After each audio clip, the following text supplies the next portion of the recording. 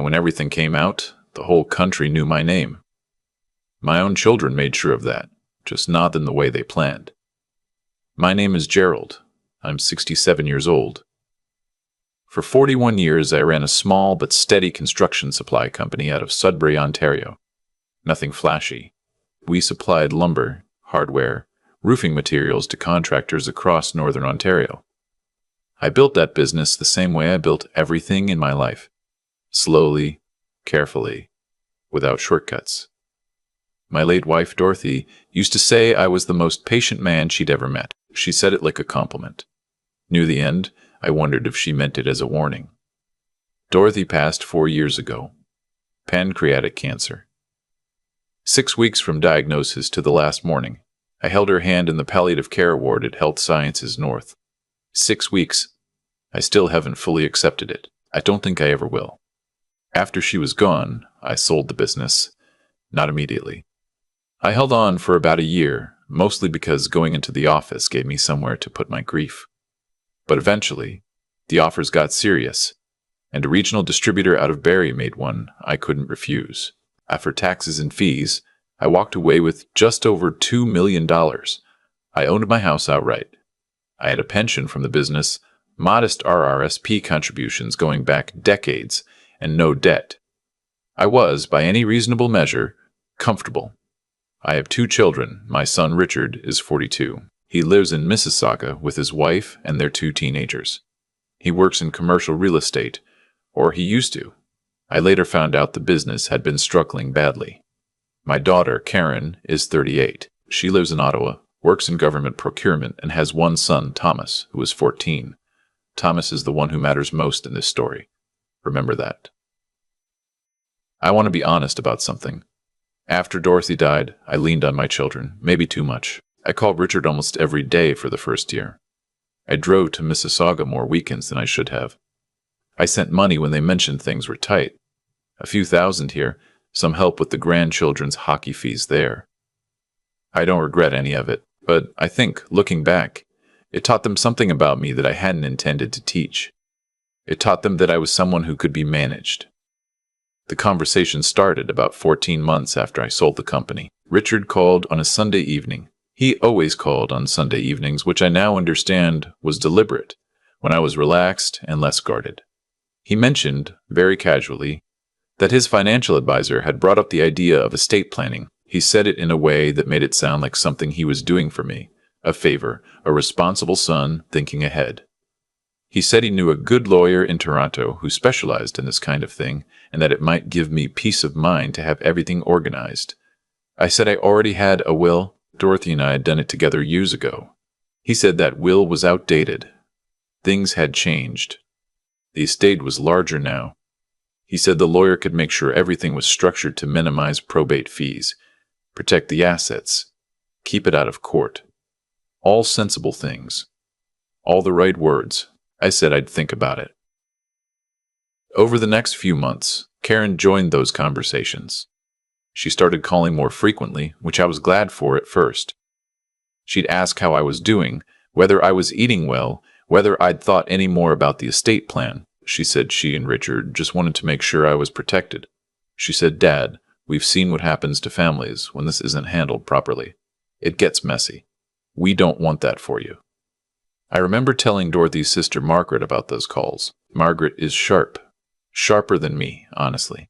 And she said, "Gerald, be careful. Your children love you. I'm sure they do. But love and money in the same conversation is a complicated thing." I nodded and changed the subject. I wish I hadn't. In January, Richard suggested a trip. He said he and Karen both wanted to take me somewhere for my birthday in March. Something special. A real celebration. He mentioned Vancouver Island. A few days in Victoria, maybe a whale-watching excursion, some good restaurants. He said it would be good for me to get out of Sudbury in the winter, and he was right about that. Sudbury in February is something only the people who live there truly understand.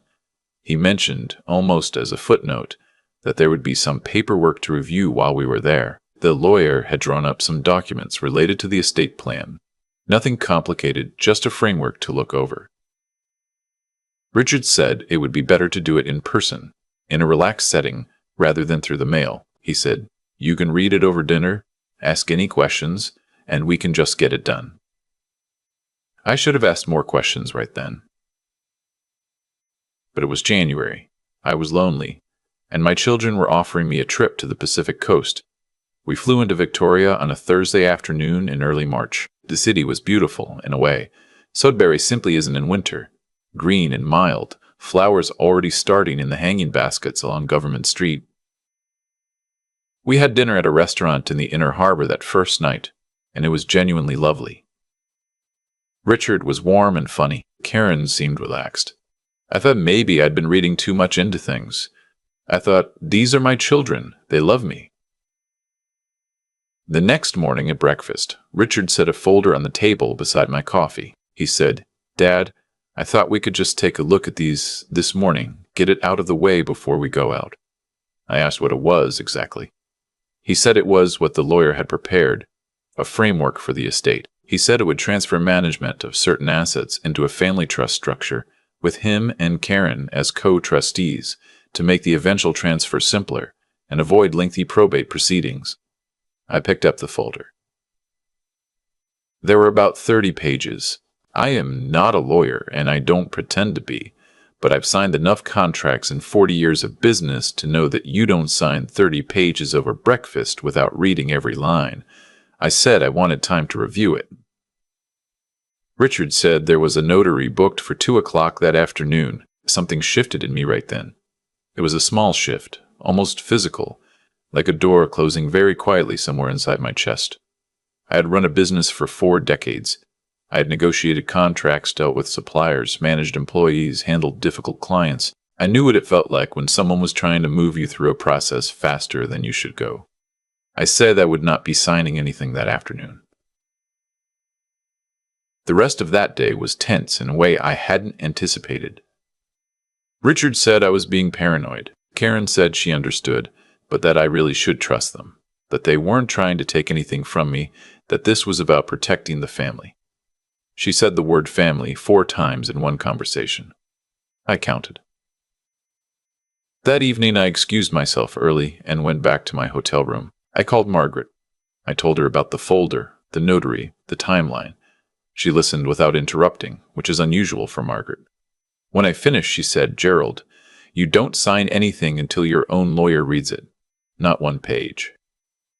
I already knew that, but I needed to hear someone else say it. The next morning, I told Richard and Karen that I wanted to enjoy the rest of the trip, and that I would have my lawyer in Sudbury review the documents when I got home. I kept my voice calm. I kept my voice the way Dorothy always told me to keep it when things got difficult. Steady, quiet, without heat. What happened next I still don't entirely understand, even after everything that followed. After lunch that Saturday, Richard suggested we walk through Beacon Hill Park. It's a large park in Victoria, beautiful in March, the kind of place you walk slowly and talk about things that matter. We walked for about 40 minutes. Then Karen said she wanted to find a washroom, and Richard said he needed to check something on his phone, and they both drifted back toward the park entrance. I kept walking. I assumed they'd catch up. I walked to the petting zoo section, watched the peacocks for a while, sat on a bench. After about 20 minutes, I started back toward the entrance. They weren't there. I walked to where we'd parked. The rental car was gone. I had my jacket, my reading glasses, and a small amount of cash, maybe $60, because I had left my wallet in the hotel room safe that morning after Richard had suggested we travel light for the walk. My phone had died sometime during lunch, and I hadn't brought my charger. I didn't know the hotel's address. I knew the name, the Empress, which is famous enough that I assumed anyone could direct me. I wasn't in a foreign country. I was in Victoria, British Columbia. I told myself it was a misunderstanding. I went to a nearby coffee shop and asked to use their phone to call the hotel. They connected me to my room. No answer. I asked the front desk to leave a message for my son in his room.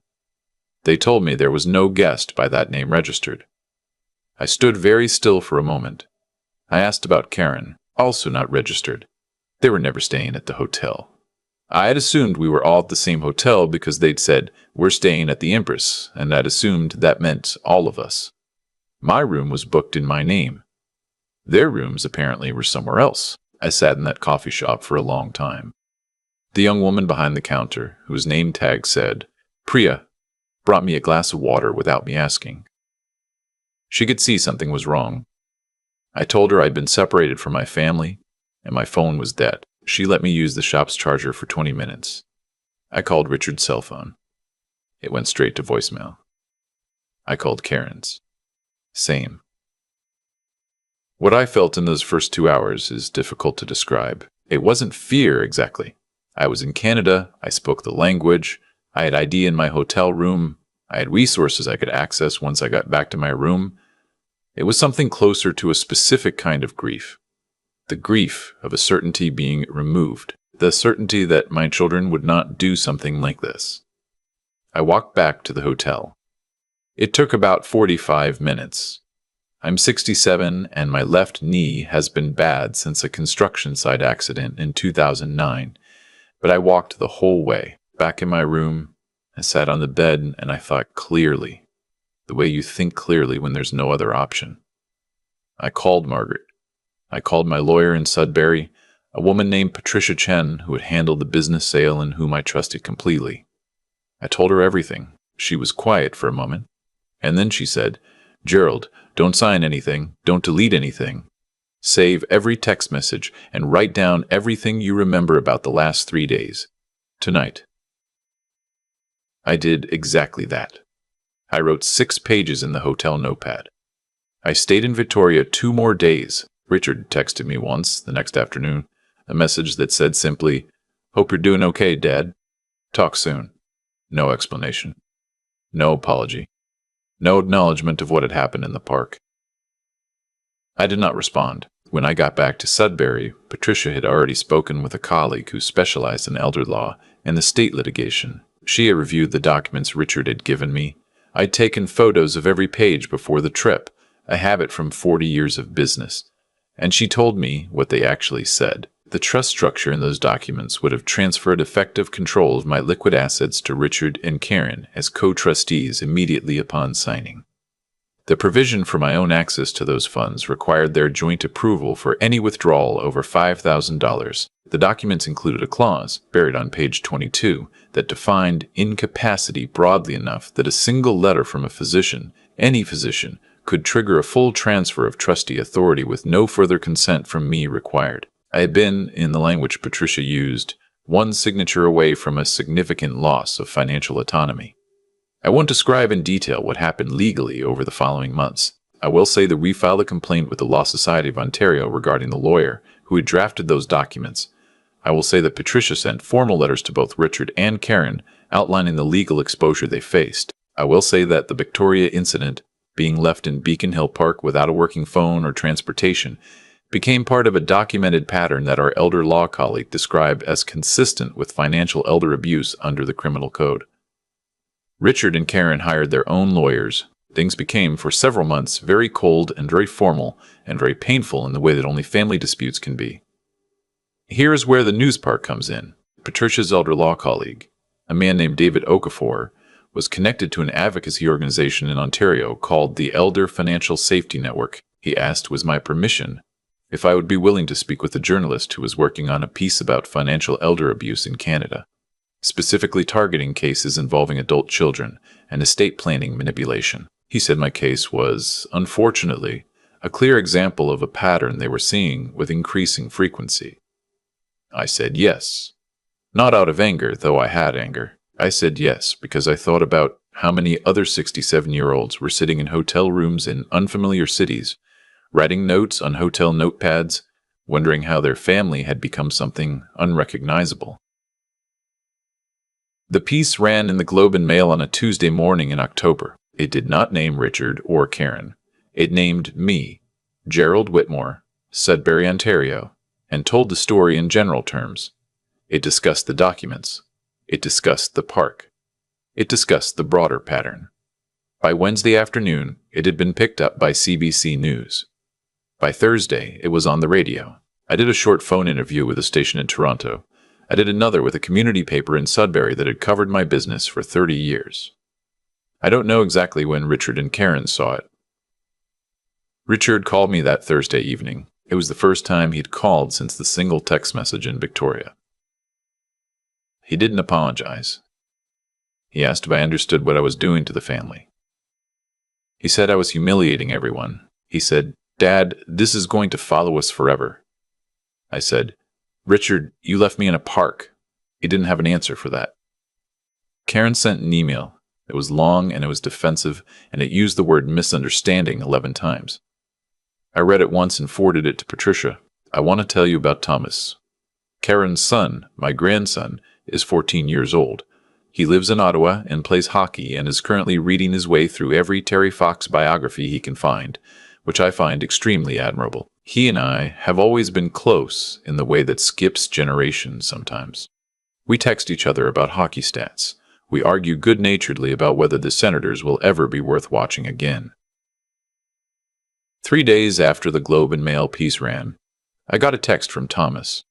He texted me a lot. This one said, "Grandpa, I read the article. I'm really sorry. That wasn't okay." Then a second text, "I want you to know I don't care about the money. I just want you to be okay." I sat with my phone for a long time after that. I texted him back. I told him it meant more to me than he knew. I told him he was already a better man than most people twice his age, and that his grandmother would have said the same thing. He sent back 3 words, "I know, Grandpa." That was the moment the weight shifted. I won't tell you the legal situation resolved cleanly, because it didn't. There are no clean resolutions in family disputes. Anyone who tells you otherwise is selling something. Richard and Karen did not face criminal charges. The standard for elder financial abuse prosecution in Canada is high, and the situation hadn't progressed far enough. What happened instead was a formal legal agreement, negotiated through lawyers, establishing clear boundaries. My estate documents were redrawn entirely by Patricia. The trust structure was discarded, and both Richard and Karen acknowledged in writing that the Victoria incident had caused harm. That acknowledgement cost them something, I think. It should have. I still live in Sudbury. I still own my house on Maley Drive, the one Dorothy chose because of the way the light came through the kitchen window on winter mornings. I have a coffee every Tuesday with Margaret. I have become, somewhat unexpectedly, a quiet advocate for elder financial safety in Northern Ontario. I've spoken at 2 community forums, and I sit on an advisory panel for a seniors resource center.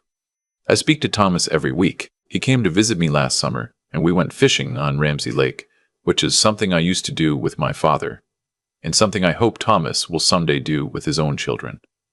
I don't speak to Richard, not because I refuse to. I've told him the door's open, that I love him in the way you always love your children, that complicated feeling that doesn't go away even when it should. But he hasn't come through it yet. Maybe he will. I don't speak to Karen either, for the same reason. There are people who ask me if I'm bitter. It's a fair question. I think about it honestly when it comes up. What I feel is not quite bitterness. It's more like a permanent clarity I didn't ask for. I know now what my children were willing to do. I know now what my grandson wasn't willing to do. I know which of those pieces of knowledge I would rather carry. Dorothy would have been devastated by all of this. She believed in family the way she believed in everything, completely and without hedging. But I think she would have been proud of one thing. She always told me that real dignity isn't how you carry yourself when things go well. It's how you carry yourself in Beacon Hill Park, with $60 in your pocket and the dead phone, figuring out what to do next. I figured out what to do next. And the whole country heard about it. When I think about everything that happened, Victoria, the park bench, the folder with 30 pages, the phone call from Thomas, I keep coming back to one simple truth. The choices we make in quiet moments define everything that follows in the loud ones. I didn't do anything heroic. I want to be clear about that. I walked 45 minutes on a bad knee. I asked a young woman named Priya if I could use a phone charger, and I called my lawyer. Those are not dramatic actions, but they were the right ones. And I made them because 41 years of running a business had taught me that when someone tries to rush you through a door, the most important thing you can do is stop walking. That's the first thing I'd want anyone to take from my story. Pressure is not a reason to act. Pressure is a reason to pause. Richard and Karen built an entire architecture of urgency around those documents. The notary at 2 o'clock, the lawyer already retained, the trip framed as a celebration. Every piece of it was designed to make stopping feel unreasonable. The moment I recognized that design, I understood something essential. Good decisions rarely require you to hurry. The second thing is harder to talk about, because it involves looking honestly at my own role in what happened. I gave my children money when they struggled. I called too often in my grief. I made myself, without meaning to, into someone who could be managed. I don't say this to take responsibility for their choices. What they did was wrong, and I know that clearly. But I think there is a form of intelligence that only comes from examining how we contributed to the conditions that hurt us, not to punish ourselves, to understand the shape of our own vulnerabilities so we can protect them going forward. And the third thing, the one that matters most to me now, is about what Richard said on the phone when he finally called. He said I was humiliating everyone. He said this would follow them forever. He never once asked if I was okay. He never once said he was sorry for leaving me in that park. In that moment, I understood that the most devastating consequence of what they had done wasn't legal or financial. It was that they had revealed, under real pressure, exactly who they were. That kind of revelation cannot be undone. It just becomes something you know. Thomas texted me 3 sentences, and he understood more than his parents did with all their lawyers and planning. That is not an accident. Character like that doesn't come from nowhere. It grows slowly, from small decisions made over years, from choosing honesty when dishonesty would be easier. He is 14 years old, and he already knows that his grandfather's dignity matters more than any inheritance. I intend to spend whatever years I have left making sure that understanding is rewarded. I am Gerald Whitmore. I live in Sudbury. I still drink my coffee on Maley Drive on winter mornings in the kitchen where the light comes through exactly the way Dorothy always loved. I am not bitter. I am not broken. I am, if anything, clearer than I have ever been about what matters and what doesn't. And I assure you, that clarity was worth every step of the walk home.